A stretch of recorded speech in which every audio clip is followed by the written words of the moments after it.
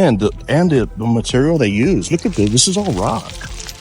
There is no way you're going to get compaction out of that. You can wet it all you want. You can roll it with a sheep's foot. You can do whatever you want.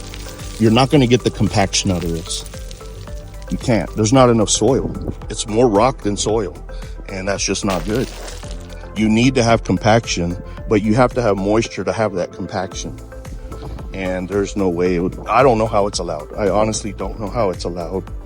But it is, and here's where we are, right? So just a little training for all of you. When you come up and you see a builder doing stuff like this, I would be wary.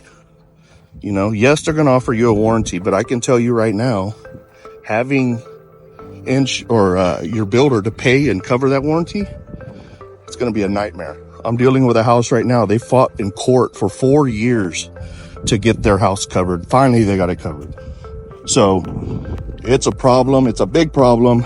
The worst ones are where people buy their forever home. And one I'm dealing with now, which is the 4-year one, it was their forever home. And that home is close to $1 million home.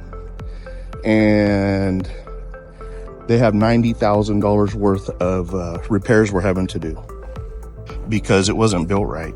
And so now the customer is stuck with a home who she thought it was going to be her forever home, but now she's going to sell it.